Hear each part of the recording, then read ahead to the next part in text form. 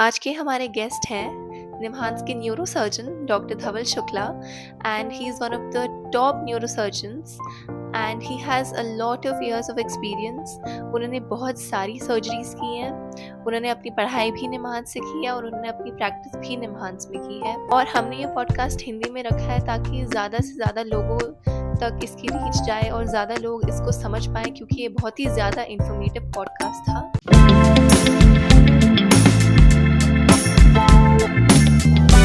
Okay, so welcome, sir. It's a very big opportunity that I'm getting with you because you don't have much time and you stay busy. So thank you for taking out time for me. It's my pleasure. We'll start with कि आपकी journey कैसी रही है अभी तक? आपने MBBS complete किया है, MCH complete किया है. So how did you start and where are you now and what are you doing? Okay. So मैंने MBBS अहमदाबाद से किया था. So MBBS मैं सेकेंड ईयर MBBS में था, तब से मुझे ब्रेन डिजीज़ और ब्रेन एनाटॉमी में काफ़ी इंटरेस्ट था. So जब तक मैं इंटर्नशिप कर रहा था तब तक मैं डिसाइड कर चुका था कि मुझे न्यूरोसर्जन ही बनना है. और न्यूरोसर्जन बनने के लिए निम्हांस से बेहतर कोई इंस्टीट्यूट नहीं है इंडिया में. तो मैंने डायरेक्ट MCH न्यूरो सर्जरी किया. तो यूजुअली लोग बाग MS जनरल सर्जरी करते हैं, उसके बाद सुपर स्पेशलाइजेशन करते हैं, न्यूरो सर्जरी, कार्डियक सर्जरी इत्यादि. तो मैंने MBBS के बाद डायरेक्टली न्यूरो सर्जरी किया, जो एक रेयर अपॉर्चुनिटी थी मेरे समय में. तब मैंने MCH किया. फिर MCH करने के बाद मैं थोड़े दिनों तक प्राइवेट प्रैक्टिस में रहा. फिर जब मुझे यहाँ अपॉर्चुनिटी मिली एसोसिएट प्रोफेसर बनने की, तब मैंने यहाँ पर 2009 में ज्वाइन किया. फिर प्रमोशन होते होते मैं प्रोफेसर बना, मैं हेड ऑफ़ द डिपार्टमेंट भी रहा. और मेरा टेन्योर अभी दिसंबर में पिछले साल ही ख़त्म हुआ है. अभी मैं प्रोफेसर की तरह कार्यरत हूँ. Okay, okay. So let's start with sir कि ब्रेन स्ट्रोक्स आजकल इतने कॉमन क्यों हो रहे हैं यंग्स में? सो एक रीज़न है, कॉमन तो हो ही रहे हैं, लेकिन कॉमनली डिटेक्ट हो रहे हैं. जैसे 20 साल पहले या ऐसे कुछ सालों पहले की बात करो, तो जब कोई ब्रेन के सिम्टम्स होते थे तो लोगों को पता भी नहीं चलता था और अज्ञानी थे लोग कि लकवा हो गया, कुछ नहीं कर सकते हैं, तो डॉक्टर्स के पास भी नहीं जाते थे. तो अब क्या हो रहा है कि CT स्कैन, MRI बहुत ईज़िली अवेलेबल हो रहा है, तो हम ब्रेन स्ट्रोक्स ईज़िली डिटेक्ट कर पा रहे हैं. एक तो ये रीज़न है, इसलिए हमें कॉमनली दिख रहे हैं. और दूसरा रीज़न है कि जैसे हार्ट अटैक आप सुनते होंगे, बहुत सारी रील्स भी देखी होगी, लड़की नाचते-नाचते गिर गई और जिम में किसी को हार्ट अटैक हो गया.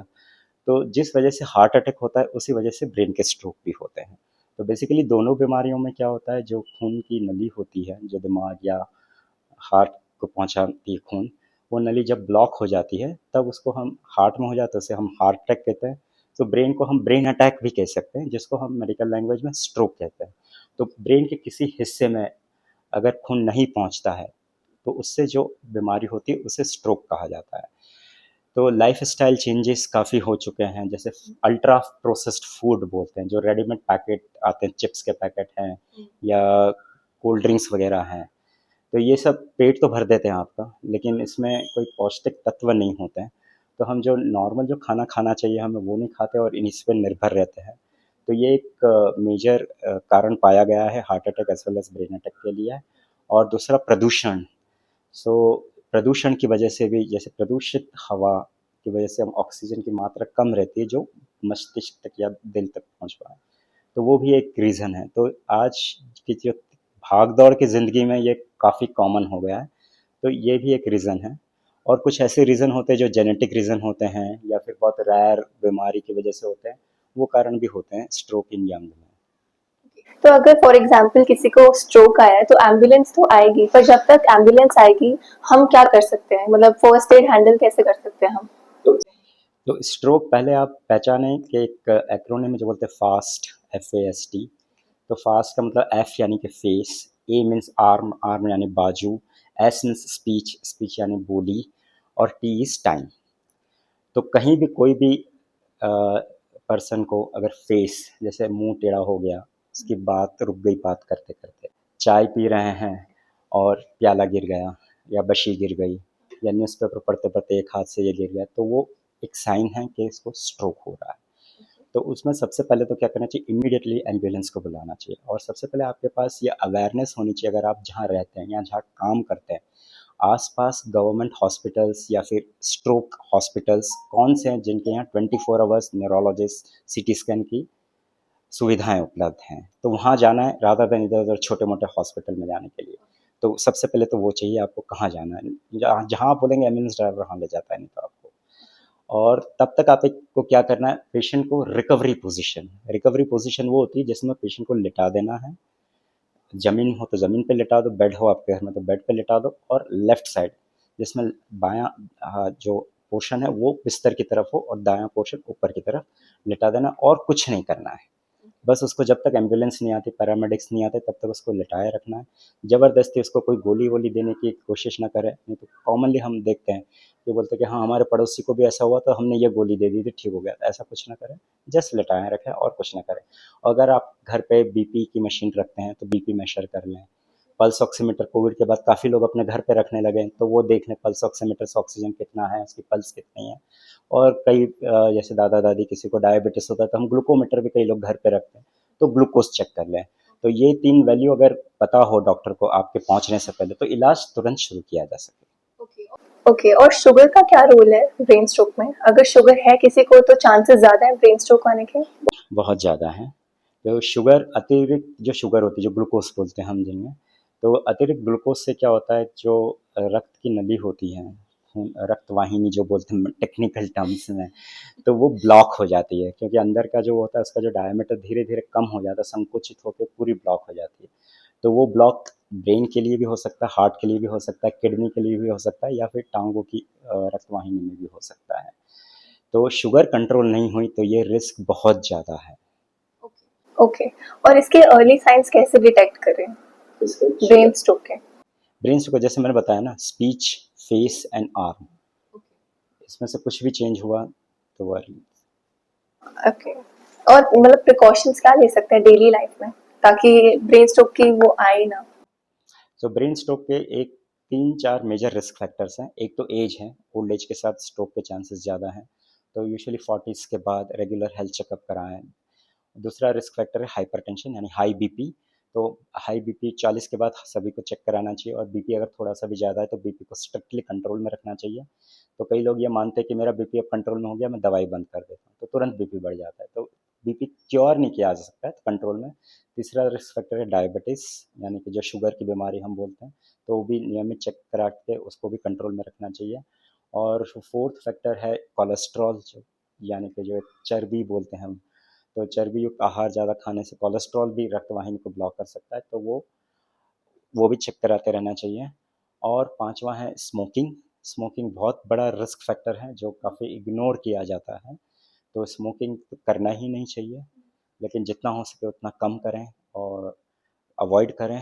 और इवन पैसिव स्मोकिंग भी ना करें, घर में कोई भी स्मोक ना करें। तो ये 4-5 ये क्लासिकल रिस्क फैक्टर्स हैं, ये सब पे हम अगर ध्यान रखें तो हम स्ट्रोक को प्रिवेंट कर सकते हैं। ओके, और ज़्यादा स्ट्रेस लेने से ब्रेन स्ट्रोक हो सकता है? तो ये गलत मान्यता है कि स्ट्रेस लेने से, जैसे मेरे पास कभी काफ़ी मरीज़ आते हैं कि बहुत चिंता करते हैं इसलिए ट्यूमर हो गया, बहुत चिंता करने से स्ट्रोक हो गया। तो ये यूजुअली आप मूवीज़ में देखते हैं कि किसी की न्यूज़ आई, फ़ोन आया, कोई मर गया और आदमी को हार्ट अटैक आ गया।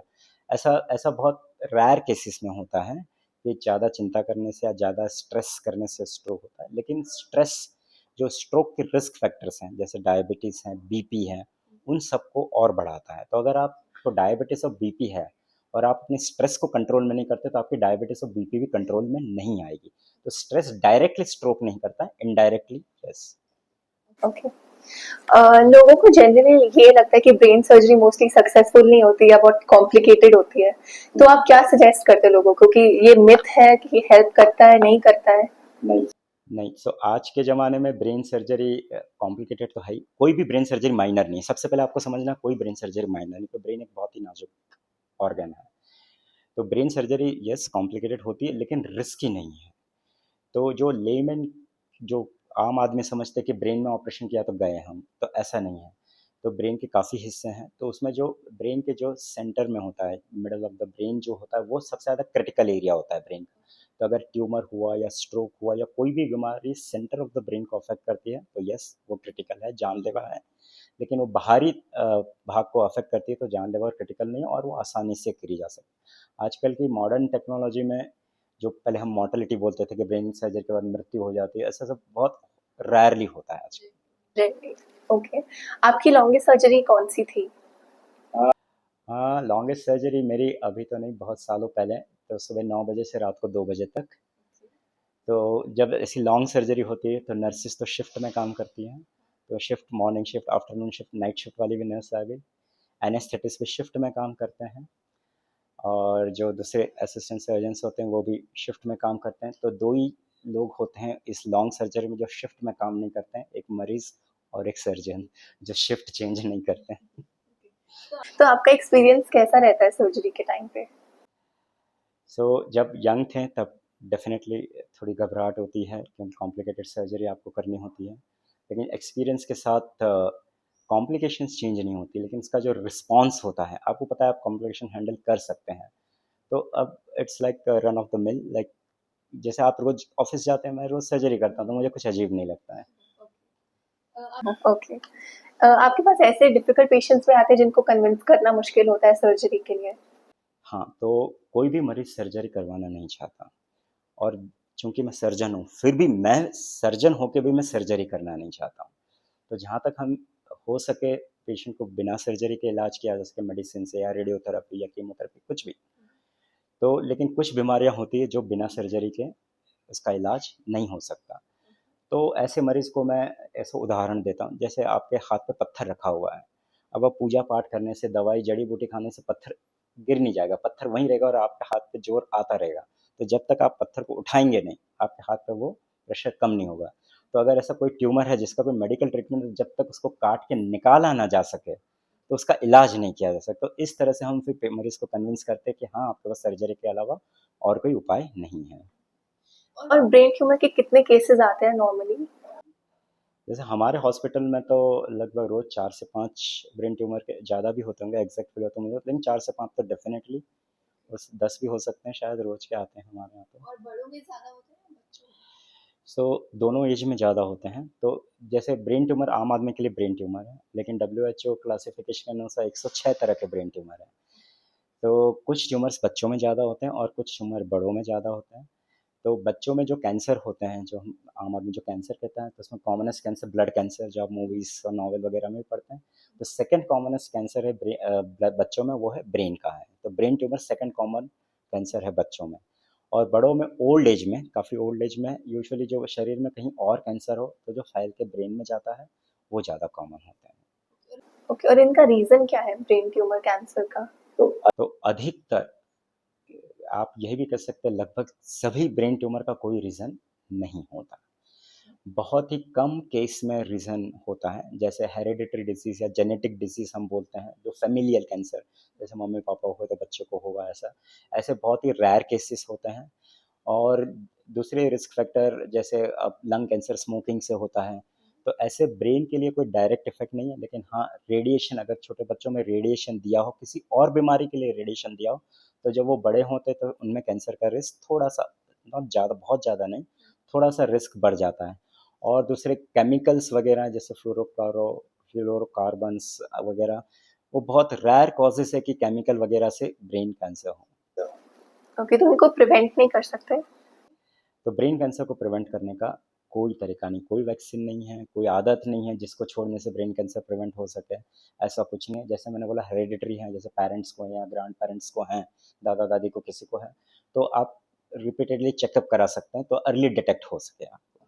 लेकिन ऐसा ज़रूरी नहीं है कि अगर आपके पेरेंट्स को है तो आपको होगा ही। तो हम जेनेटिक्स में क्या कहते हैं, पेनिट्रेंस कहते हैं। पेनिट्रेंस का मतलब कितना भाग उसका बच्चों में जाएगा। तो पेरेंट्स में है तो सभी का मान्यता रही रहती है कि मेरे पेरेंट्स को तो 100% मुझे भी होगा ही। ऐसा नहीं होता है, पॉसिबली 10% हो, 20% हो, और अगर 100 बच्चे हुए तो उसमें से 10 को, तो आप 10वें नंबर के बच्चे हैं, 100वें नंबर के, वो तो आपको पता नहीं है। तो ज़रूरी नहीं आपको होगा ही। और उसको डिटेक्ट कैसे कर सकते हैं अर्ली साइंस ब्रेन ट्यूमर के? सो कॉमन ब्रेन ट्यूमर के साइंस क्या होते हैं, एक तो हेडेक होता है, तो हेडेक तो हम सबको हेडेक होता है, ये पॉडकास्ट के बाद शायद मुझे भी हेडेक होगा, दिया को भी शायद हेडेक होगा। तो हर एक हेडेक ब्रेन ट्यूमर नहीं होता है, लेकिन हम बोलते हैं रेड फ्लैग्स ऑफ हेडेक या फिर सेकेंडरी कॉज ऑफ हेडेक। सो कोई भी हेडेक है जो बहुत ज़्यादा तीव्र हो, जैसे बॉम्ब फट गया हो सिर में, ऐसा अचानक हेडेक हुआ हो पहली बार ज़िंदगी में, ऐसा हेडेक हो, या नियमित रूप से हमें हेडेक होते रहता है, या सोए नहीं तो हेडेक हुआ, भूख लग रही है तो हेडेक हुआ, तो वो अगर वो ऐसे हेडेक बढ़ते जाते हैं मीन्स उनका ड्यूरेशन बढ़ता जाता है। जैसे हमें भूख नहीं लगती तो आधा 1 घंटा हेडेक होता है, आप कुछ खाना फिर खा लो तो ठीक हो जाते हो, बाम लगा लो तो आधा घंटा, लेकिन ऐसे हेडेक बढ़ते जाते हैं। पहले आधे घंटे में ठीक होता था, 1 घंटा हो गया, 2 घंटा हो गया, हेडेक कम ही नहीं हो रहा है, या फिर उसकी तीव्रता बढ़ती जाती है। जैसे हमें पहले माइल्ड हेडेक होता था, लेकिन अब बहुत ज़्यादा गहरा हेडेक हो रहा है, उसकी तीव्रता बढ़ती जाती है, या उसका ड्यूरेशन बढ़ते जाता है, या उसकी फ्रीक्वेंसी जैसे हमें हफ्ते में एक आध बार हेडेक होता था। जैसे कई लोग मंदिर में जाते हैं तो वो अगरबत्ती की खुशबू से या फिर किसी धूप से हेडेक होता है, तो पता है आपको हफ्ते में एक आध बार मुझे हेडेक होता है, लेकिन अब बहुत ज़्यादा होने लगा, हफ्ते में 2-3 बार होने लगा है। तो ऐसा हेडेक है, और तो यानी कि वो सेकेंडरी हेडेक, वो किसी कारण से है, तो ऐसे केसेस में इन्वेस्टिगेशन करना चाहिए।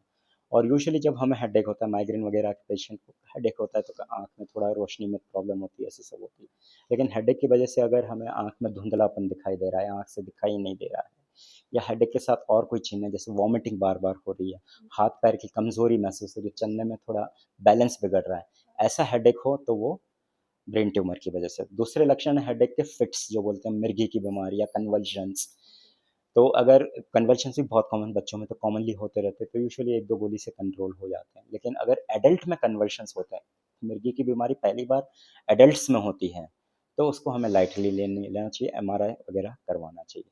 और जैसे लकवा के सिम्पटम में क्या होता है, अचानक हाथ-पैर का काम रुक जाता है, लेकिन ब्रेन ट्यूमर में क्या धीरे-धीरे हाथ की शक्ति कम होती जा रही है, मेमोरी कम होती जा रही है, स्पीच कम होती जा रही है, ऐसा हुआ तो वो ब्रेन ट्यूमर हो सकता है।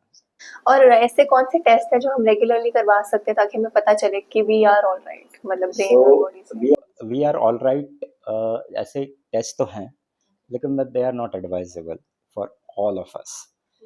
सो because brain tumours are not very common, so like 3 to 6 in 1 lakh, means 1 lakh की पॉपुलेशन लो तो 3 से 6 लोगों को ब्रेन ट्यूमर होता है। तो उन 6 लोगों को ब्रेन ट्यूमर डिटेक्ट करने के लिए आप 99,000 पेशेंट का एमआरआई नहीं करा सकते, जो कॉस्ट इफेक्टिव नहीं है। जबकि जब हार्ट अटैक है वो बहुत कॉमन है, और दूसरे कैंसर है, जैसे लंग कैंसर है, स्त्रियों में ब्रेस्ट स्तन का कैंसर है, सर्वाइक्स का कैंसर है, और जो गुटखा वगैरह खाते हैं उनमें मुंह का कैंसर है, ये सब बहुत कॉमन है। तो उनके लिए कैंसर स्क्रीनिंग प्रोग्राम होते हैं, जैसे हर 3 साल में कैंसर स्क्रीनिंग कराना।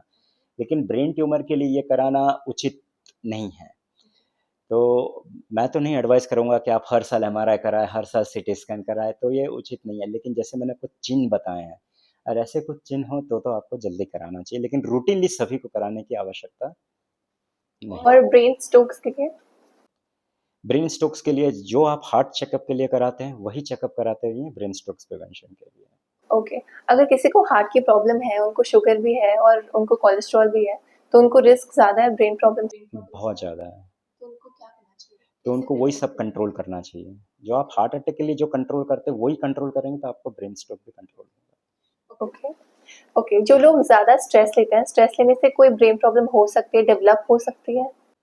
तो स्ट्रेस लेने से जैसे स्ट्रक्चरल ब्रेन प्रॉब्लम, जैसे आप जैसे बिना स्ट्रेस के आप हैं तो आपका एमआरआई करो, स्ट्रेस के साथ मैं हूँ मेरा, तो आपको एमआरआई में से ग्रॉसली अलग नहीं दिखेगा, आपका ब्रेन अलग और मेरा ब्रेन ऐसा अलग नहीं दिखेगा।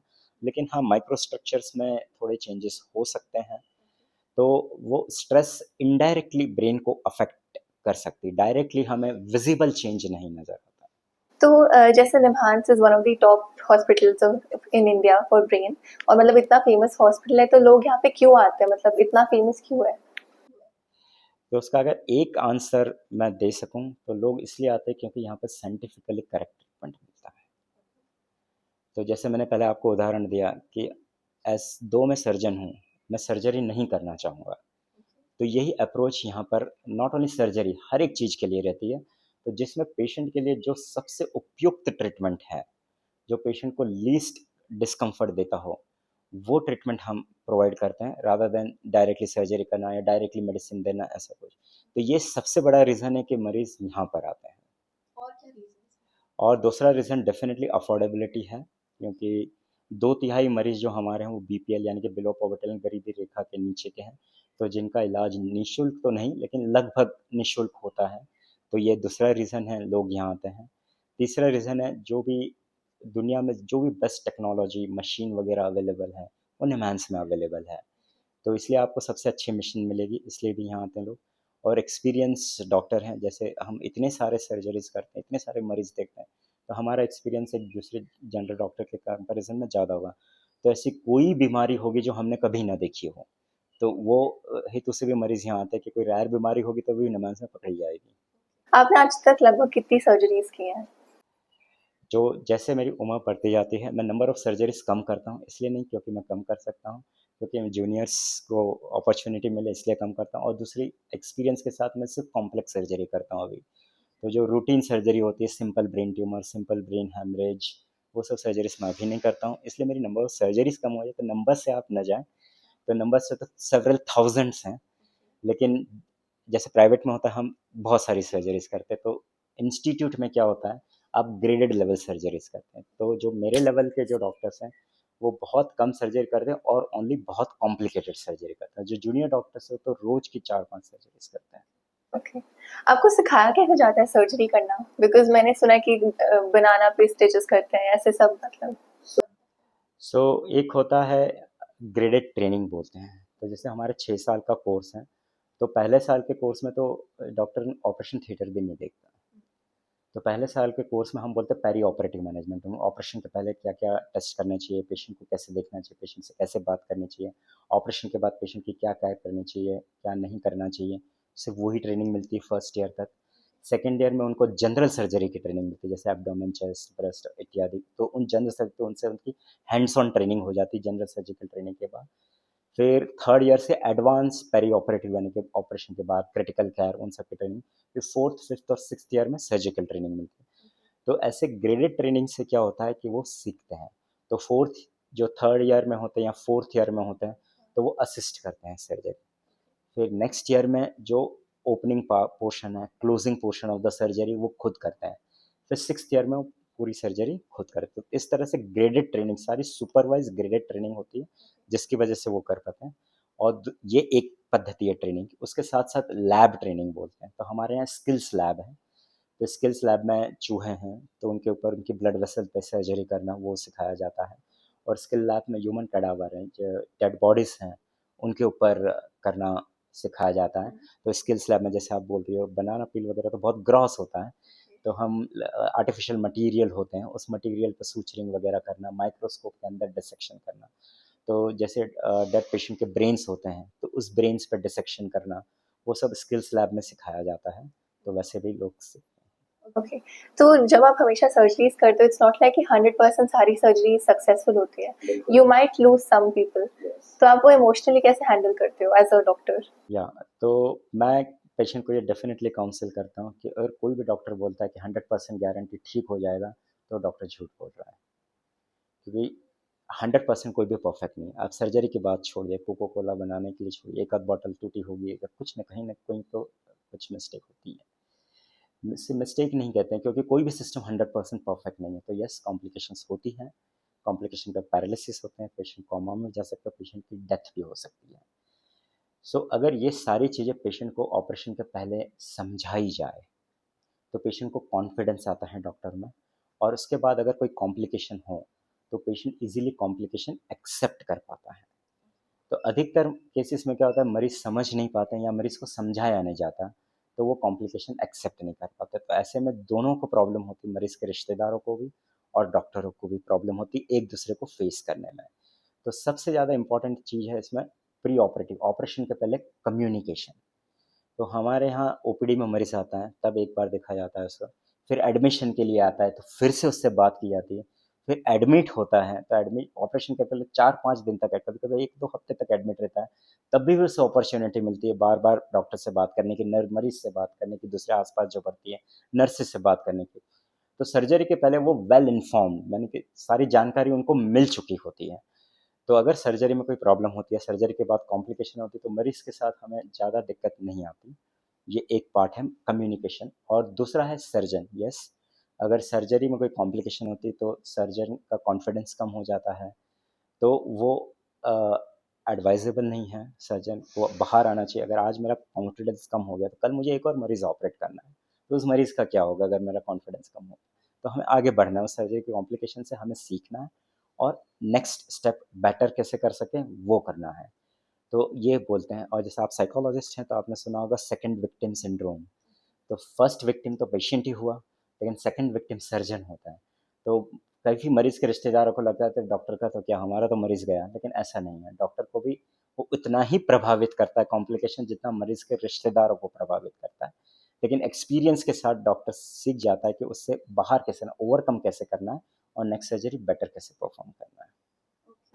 और ब्रेन को एक्टिव कैसे रख सकते हैं? मतलब देयर आर मेनी एक्सरसाइजेज लोग बोलते हैं, तो वो सच्ची में होता है कि लेफ्ट और राइट हेमिस्फीयर्स को हम एक्टिवेट कर सकते हैं या नहीं कर सकते हैं? तो ब्रेन को एक्टिव रहे, जैसे एक साइड एनालिटिकल ब्रेन होता है, एक साइड थिंकिंग ब्रेन होता है, लेफ्ट एंड राइट जब हम ऐसे बोलते हैं।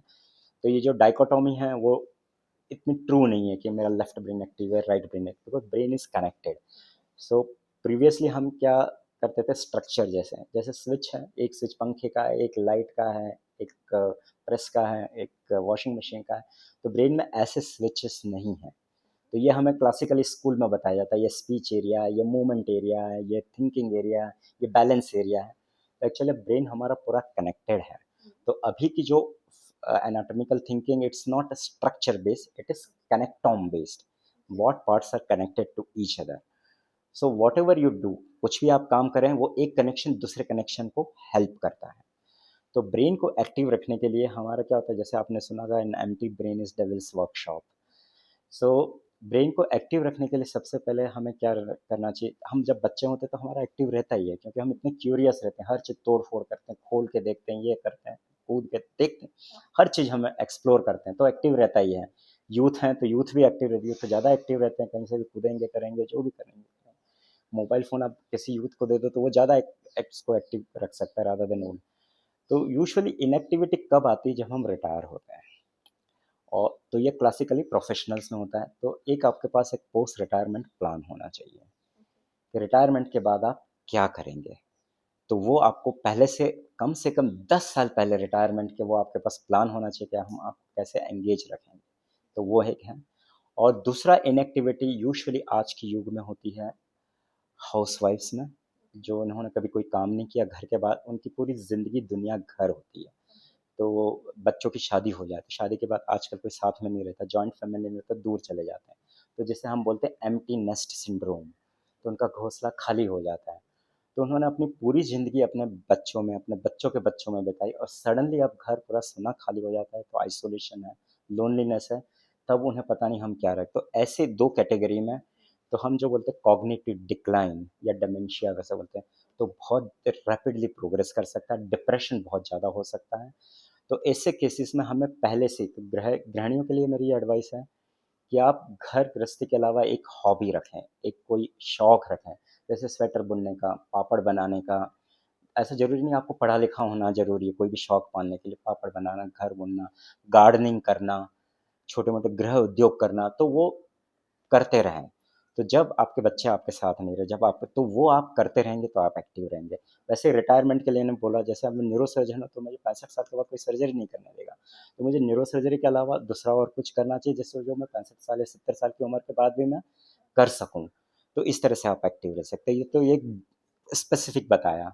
और जो जेनरिक पार्ट है एक्टिव का, तो उसमें सबसे ज़्यादा इम्पोर्टेंट है कि फिजिकल एक्सरसाइज। एक्सरसाइज तो इसमें आप बहुत सारे एक्सरसाइज के ऐप है, बहुत सारे आते हैं, भाषण भी देते हैं लोग बाग। तो कोई स्ट्रक्चर करने की ज़रूरत नहीं है, जस्ट तो उसके लिए एक बहुत अच्छी एक कहावत है एक्सरसाइज के लिए, कि तन जितना हिलता रहे उतना अच्छा है, और मन जितना स्थिर रहे उतना अच्छा है। तो अगर आपका तन हिलता रहेगा तो आपका मन स्थिर रहेगा। लेकिन अभी होता क्या है, तन नहीं हिलता है और मन भटकता रहता है।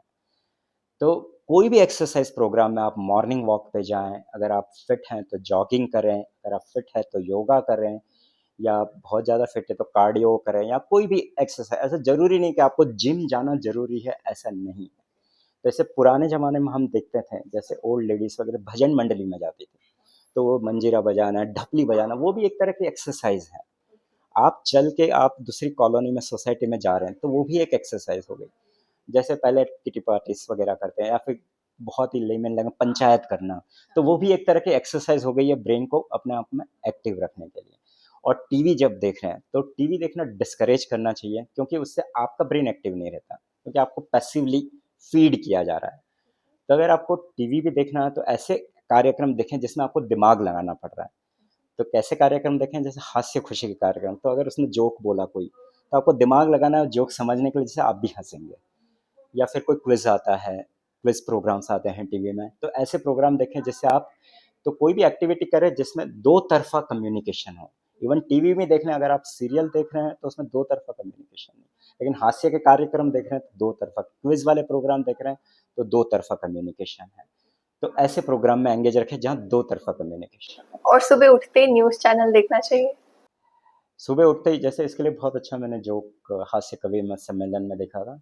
तो एक कवि ने एक न्यूज़पेपर मांगा, कहीं होटल में गया था कवि ने, तो कि सर कल का है, तो कि इससे न्यूज़पेपर में सिर्फ तारीख बदलती रहती है, न्यूज़ तो वही रहती है, तो कोई बात नहीं कल का ही दे दो।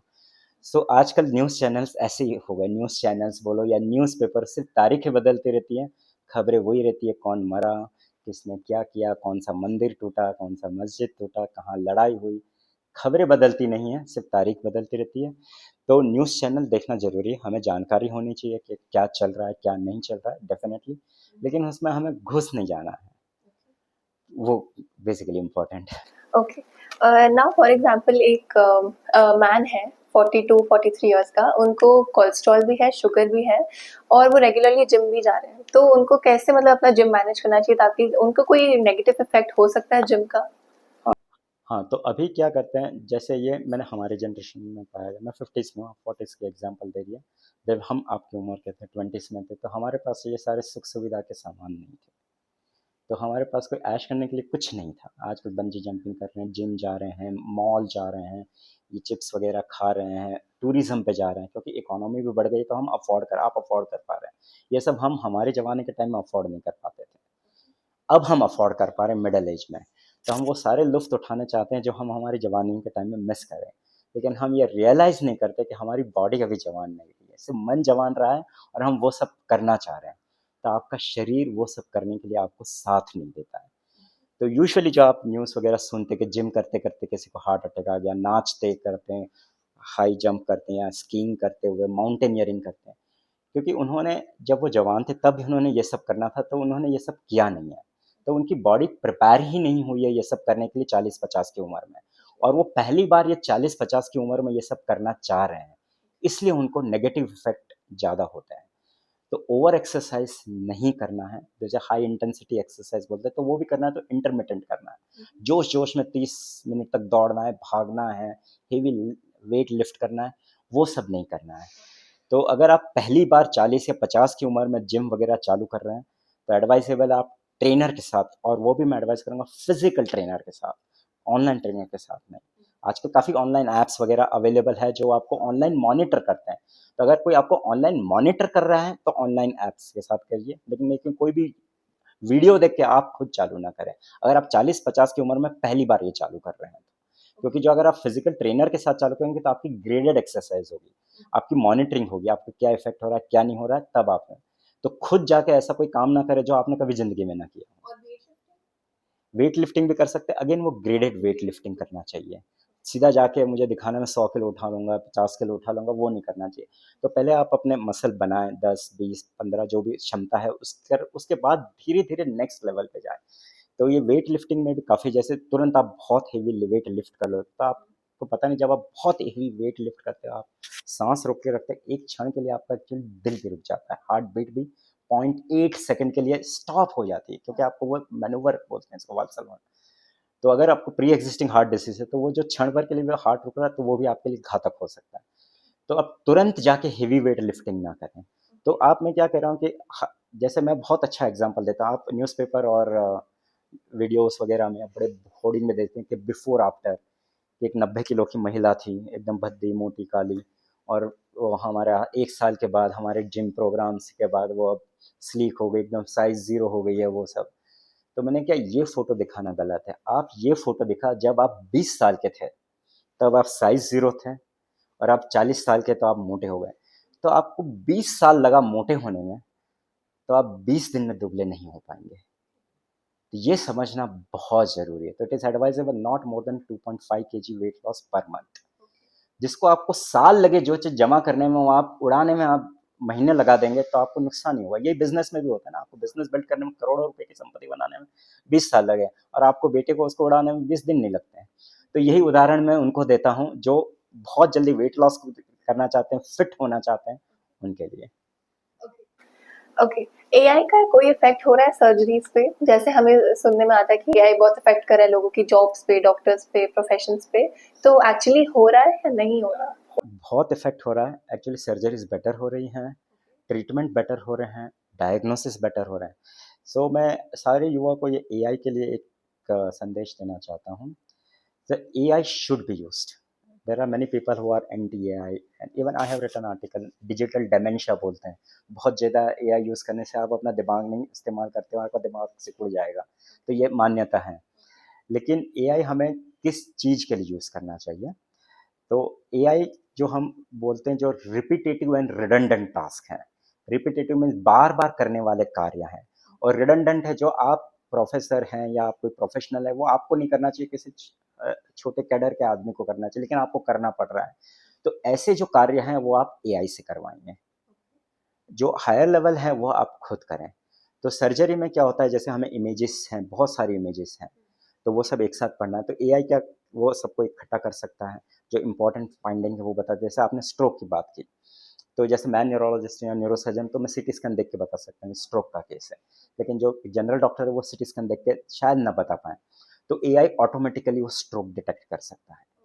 तो स्ट्रोक डिटेक्ट करने से वो जो जनरल मेडिकल डॉक्टर है वो ट्रीटमेंट नहीं दे सकता है, लेकिन तुरंत वो न्यूरोलॉजिस्ट को रेफर कर सकता है। तो AI क्या फास्टन करता है प्रोसेस, रिप्लेस नहीं करता, कोई मेडिकल टेक्नोलॉजी या मेडिकल एक्सपर्टाइज को रिप्लेस नहीं करता, उसको फैसिलिटेट करता है। सो एक AI के लिए एक छोटा सा जोक भी बोलना चाहूँगा। गृहिणियों के लिए AI कितना उपयोगी है। तो एक गृहिणी ने बोला था मुझे AI चाहिए। I will tell in English, it will sound better. I want AI to do laundry and dishes so that I can do art and writing. So AI उसके लिए यूज करो जो आप करना नहीं चाहते हैं, उसके लिए नहीं जो आप करना चाहते हैं। ठीक है। सो डॉक्टर्स के लिए AI है कि AI will not replace doctors, but doctors who do not use AI will be replaced by the doctors who use AI. So the death rate will come down, Death rate because like of, if AI increases. yes. So as I told you, if AI can detect things faster, which human eyes and untrained eyes cannot detect. Classical example ने stroke का देखा। जो जो early stroke होता है उसमें CT scan अगर आप दूर से देखें इनएक्सपीरियंस तो उसे नॉर्मली लगेगा, लेकिन AI वो पिकअप कर सकता है कि स्ट्रोक है। सेम थिंग हेड इंजरी के बारे में, जो अनट्रेंड है उनको सीटी स्कैन नहीं देख सकते हैं, तो वो डिटेक्ट कर लेता है। तो उससे क्या फास्ट रेफरल करोगे स्पेशलिस्ट को, जल्दी ट्रीटमेंट शुरू होगा, तो डेफिनेटली मॉर्टेलिटी कम होगी। जैसे AI बहुत सारी चीज़ों के लिए FDA जो है अमेरिका का फूड एंड ड्रग अथॉरिटीज, तो उन्होंने अप्रूव किया हुआ है AI। एक तो चेस्ट एक्सरे के लिए अप्रूव किया, मैमोग्राम जो ब्रेस्ट के स्कैन करते हैं, तो उसमें डॉक्टर को दिखाने की ज़रूरत नहीं है। तो ऐसे बूथ बूथ बन गए हैं जहाँ पे एक औरत खुद जा सकती है, अपना मैमोग्राम स्तन का स्कैन कर सकती है, कोई वहाँ पर मनुष्य नहीं है, और वो आपको AI जनरेटेड रिपोर्ट बता देगा। तो AI जनरेटेड रिपोर्ट से आपको पता चले कैंसर जैसा लग रहा है या नहीं। कोई भी AI ये नहीं कहेगा आपको कैंसर है या कैंसर नहीं है, वो प्रोबेबिलिटी बताता है कि कैंसर जैसा लग रहा है, तो तुरंत आप स्पेशलिस्ट के पास जाओ, वो बता देगा आपको कैंसर जैसा नहीं लग रहा है, या बता देगा डाउटफुल है 3 महीने का फिर से स्कैन करो। तो ऐसे करने से डिटेक्शन फास्ट हो रहा है और डिपेंडेंसी कम हो रही है, तो ऑब्वियसली मॉर्टेलिटी कम होगी। तो फॉर एग्जांपल अभी कोई स्टूडेंट है जो एमबीबीएस कंप्लीट कर रहा है, आप उसको क्या सजेस्ट करेंगे कि न्यूरो सर्जरी करनी चाहिए या व्हाट वुड यू सजेस्ट? सो करनी चाहिए के लिए कोई भी चीज़ नहीं करनी चाहिए।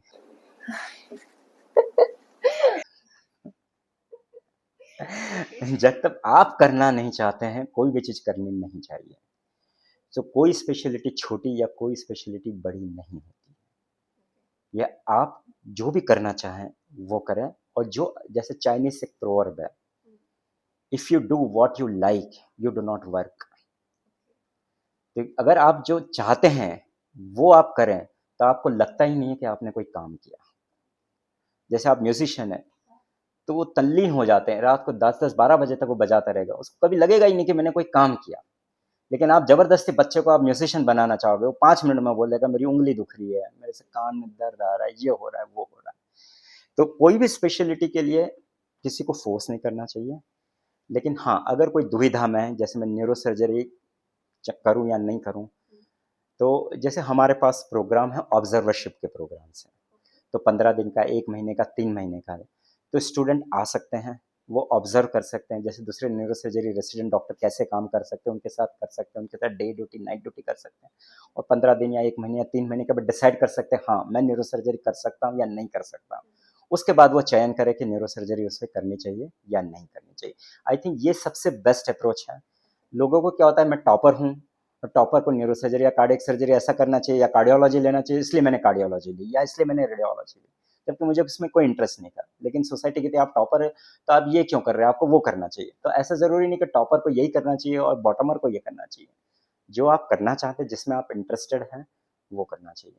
लेकिन अगर आप दुविधा में हैं तो न्यूरोसर्जरी बहुत बहुत टफ है, तो आप ना करें तो बेटर है, अगर आप दुविधा में हैं तो। ओके, आपने कभी ऑपरेशन थिएटर में मिरेकल्स होते हुए देखे कि वो मतलब patient is not responding to the treatment और द ऑपरेशन, तो अभी कैसे मिरेकल होता है या नहीं होता? It always depends on procedure, science. ये जो ये मिरेकल्स यूजुअली मूवीज में होते हैं, रियल लाइफ में ऐसे इसको हम अब मिरेकल यू वर्ड यूज नहीं करते हम मेडिकल लैंग्वेज में। सो मिरेकल्स डोंट हैपन, ठीक है। मैं तो एक कहावत है, miracles don't happen miraculously. So whatever miracle you see, that has series of steps that leads to that outcome, which a layman calls a miracle. So that's my answer. Okay, so आपने इतने साल काम किया है यहाँ पे like निम्हांस में और पढ़ाई भी यहाँ पे की, तो आपका ओवरऑल एक्सपीरियंस कैसा रहा है यहाँ पे? I think this is your second home now. This is not my home. So home के लिए भी मैं एक सेइंग कहना चाहूँगा, जो इन्फोसिस के जो फाउंडर थे उन्होंने की थी, love your work, don't love your workplace, for you never know when your workplace will stop loving you. So keep professional boundaries.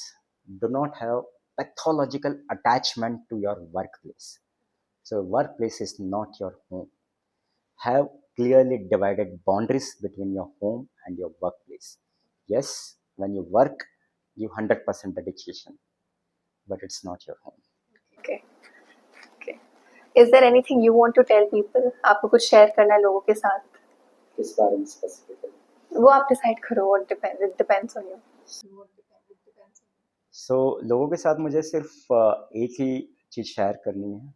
जैसे एक सीनियर न्यूरोलॉजिस्ट हैं अहमदाबाद में, तो उनके प्रिस्क्रिप्शन में लिखते थे, दवाइयाँ लिखते थे, 10-12 जितनी एन नंबर ऑफ दवाइयाँ लिखते थे। लास्ट प्रिस्क्रिप्शन में एक लाइन लिखते थे जो मैं सबको मैं कहना चाहूँगा, आनंद में रहो।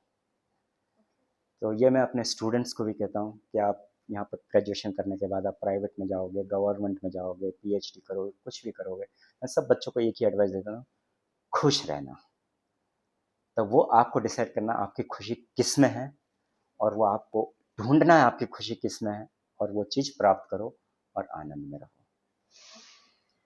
Okay, thank you so much sir. यही हमारा पॉडकास्ट था। Thank you so much for your time. It means a lot, means a lot. It's my pleasure. Thank you very much, Tia. All the best to you. Thank you, thank you, All the best to you. Thank you.